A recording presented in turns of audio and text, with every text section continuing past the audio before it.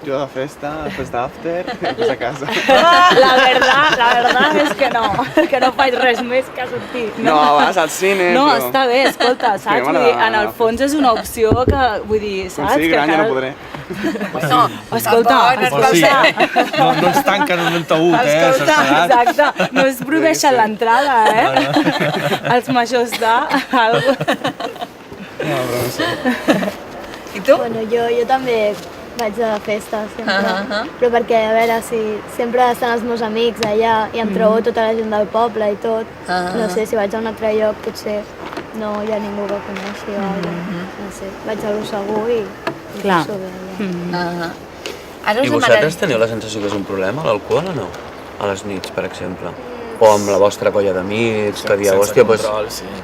Depèn de quines persones, clar, perquè hi ha persones que sí que diuen una i no més, però potser també aquesta persona un altre dia diu una i no més i després comença una i bueno, una altra, una altra, o sigui, clar, depèn molt de com estiguis aquell dia, perquè potser, clar, si un dia estàs content, doncs bueno, però l'altre dia estàs trist i el que diu d'ahogar les penes, doncs vinga, a prendre. Jo crec que depèn molt del dia, de la persona. De l'estat d'ànim també, no? Perquè si estàs trist en teoria fa més efecte, no? Tinc entès, no? No, no té per què. El que passa és que depèn de la funció que tu li dones. Si estàs trist i vull ahogar les penes, saps? I ja em poso en aquest plan, psicològicament m'estic preparant perquè em senti com el cul, això. Saps? Per ahogar les penes i acabar plorant, tal, no? Vull dir, una mica així, sí. Home, totes les drogues, crec jo que, a part de l'efecte propi de la droga, també, en funció de com tu estàs, pot tenir uns efectes o un altre. La majoria per això tenen efecte depressiu. És a dir, la majoria, sobretot l'alcohol, té un efecte de presó, sí. De presó, no és estimulant. El que passa és que en un primer moment primer input sí que és un input d'eufòria, de valentia, de no sé què, que és el que deia ell abans, vaig a lligar, em prenc un trac de cop i vaig a lligar, però després es cau en una Al final de la nit sempre acabem fatal, amb ganes d'agafar el llit i dormir, no? És diferent que amb un estimulant, que no pararíem mai la festa. Però també és l'expectativa o la funció que tu li dones a aquella copa. Moltes vegades l'expectativa que tu li dones o la funció que li dones. És a dir, si, com deia ella, no? Ens habituem a que per lligar necessito beure un xupito, només em prenc el xupito, ja noto aquella valentia i potser el xupito encara no t'ha fet efecte, però com que ja te l'has pres i tu tens aquella associació en la ment que diu bebo chupito, soy un macho men, doncs llavors vas a romper, no? I segurament el xupito no t'ha causat encara l'efecte, però és això, és moltes vegades l'associació que li dones a la substància. Clar, o canalitzar la tristesa amb alcohol, això és preocupant, O sigui, que jo no pugui expressar lliurement el que sento i que necessiti emborratxar-me a tope per muntar el drama, la taja, no sé què, no? O un altre tema que segurament ho heu vist molt, el tema de l'agressivitat, no? Quan algú va molt taja i acaba ficant-se en baralles i sempre normalment és el mateix, no? Que potser ja de per si és una persona una mica agressiva i que el tema de l'alcohol el dispara. Sí. Sí, perquè quan va borratxo no és conscient de les conseqüències després i va, no sé, fa el primer que li ve pel cap i si troba algun que ja li té ganes... Exacte. O també al revés, que siguis una persona molt tranquil·la. Jo conec gent i tinc amics que tu els coneixes i és una persona que és molt tranquil·la, callada, i després se'n va de botellón i el dia següent m'explicaven doncs perquè es va barallar amb aquest i va tirar això i va trencar allò i clar, i després el veus allà sentat tranquil i dius... A Figueres ha passat, aquest cada setmana ha mort un nano davant d'una discoteca apunyalat i ha estat fruit, diguéssim, del consum del que sigui, de drogues o d'alcohol, però evidentment ha generat la baralla aquest consum de forma innegable i està mort el tio, des d'aquest ja no el tenim d'allà.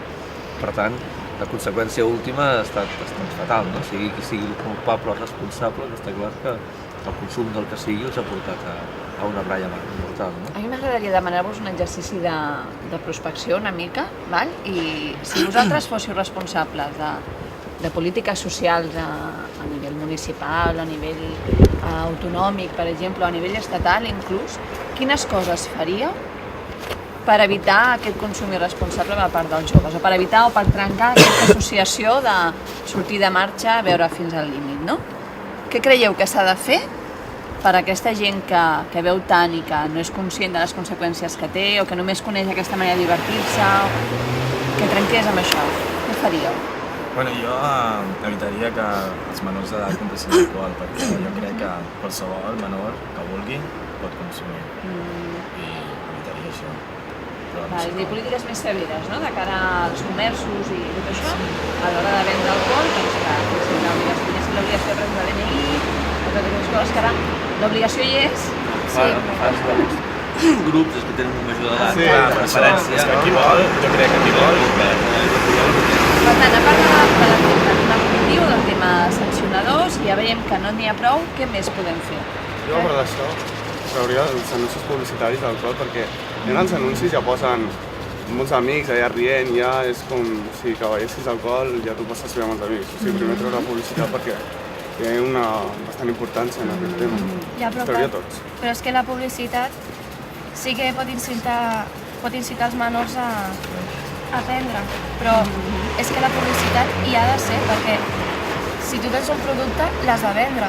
Ja, doncs, es troba i els problemes que hi ha. Ja, però al ser una droga legalitzada, tu tens tot el dret a publicar el teu producte. Sí, però, És amb el que o tu tens diners. Que facin anuncis però que no posin allà ple de gent rient, no sé, és que hi ha anuncis de festa, és que... El tabac, per exemple, és una droga legalitzada i es va prohibir, llavors ja també. propaganda o que a les sèries de televisió, que presentadors de la televisió fumessin davant que es veia gent fumant a una televisió, tot això ja està Sí, està prohibiria, censurat. Jo prohibiria els anuncis d'alcohol. I els anuncis de prevenció, us agraden o no? De què? Els anuncis de No sé si heu prevenció vist ara que el es que fan. hi ha de Campanyes de departament. prevenció, Sí, quan està bé. arriben campanyes de Ah, sortides sí. de cotxe o alguna concreta de la cocaïna, de les L'alcohol drogues... que Sí, ya són queda a los impactants. 7, me Exacte. gustaba a la hora de- Ara hi ha aquesta del Ministerio de Sí, Igualdad aquesta està y molt bé. Política Social, que és això, a los 7 quieres ser sí. princesa, a los 8 quieres ser futbolista, no sé què, i a los 13 se inicia en el consumo de alcohol i llavors es veu un tio tirat en un parque amb les ampolles rodolant, no? Aquest, per exemple, és un anunci amb el que us identifiqueu o amb el que trobeu que sí, que... Jo crec que això està bastant bé perquè, per exemple, cada vegada que vas a agafar el tren, que arribes a una estació, sobretot a la de Barcelona sempre hi ha els cartells aquests i a tu t'impacta. Perquè, clar, tu veus allà un nen, el veus bé, no? I vas llegint i tal cosa, i després diu, doncs ara està prenent. I clar, tu te l'imagines i com que et xoca, no t'imagines un nen petit prenent. Jo, per exemple, el meu germà té 11 anys i l'any que ve ja anirà a l'ESO. Clar, jo tinc allò que dic, no crec que ho falli, però els seus amics si ho fan, què? Perquè ja n'hi ha nens que van amb ell que fumen. I com a pares? I si fóssiu pares de nanos d'aquestes edats, què faríeu? Perquè el vostre fill... Bueno, per intentar... Creieu que amb la vostra edat funcionen els missatges aquests de no consumeixis, no prenguis? algunes persones. Creieu que sí que Però hi ha persones que potser ni fan cas d'aquests anuncis. Però, bueno, sí. Però bé, hi ha persones que com ja estan acostumades a prendre... Diuen, a mi no em passa res.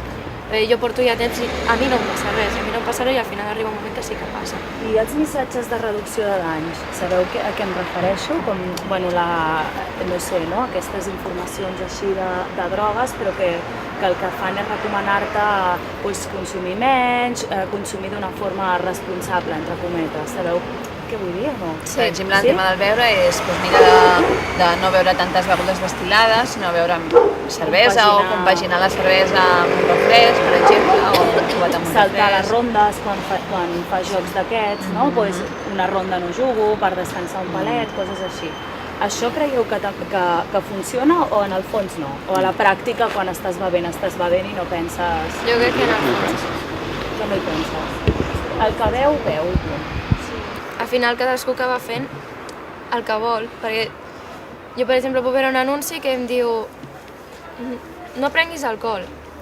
I en el moment dic, doncs mira, doncs sí que Per acabar, teniu 10 segons cadascú per dir el missatge final, l'eslògan o el missatge que li donaríeu al grup d'amics o de col·legues que podria formar part d'una campanya de prevenció del consum d'alcohol. Vale? Vinga, qui comença? Bueno, jo, pues, a veure, jo diria que no sentin superiors per anar borratxos i que, o sigui, que es controlin a l'hora de beure perquè després les conseqüències són fatals, sí, que seran malament tots. Molt bé. Doncs jo que es pot beure però amb mesura, amb un autocontrol i que has de ser major d'edat i no es pot prendre i que pot portar conseqüències no per tu mateix sinó per tota la teva família, saps? Perquè és un nen encara. Bueno, que siguin responsables, que sàpiguen el que facin i que no ho facin per influència, per als seus amics i prudència. Jo penso que per passar-t'ho bé no fa falta que prenguis alcohol. Molt bé, doncs moltes gràcies, d'acord? I sobretot perquè sense la vostra opinió tot això no seria possible. Vale? Vinga, gràcies. Gràcies.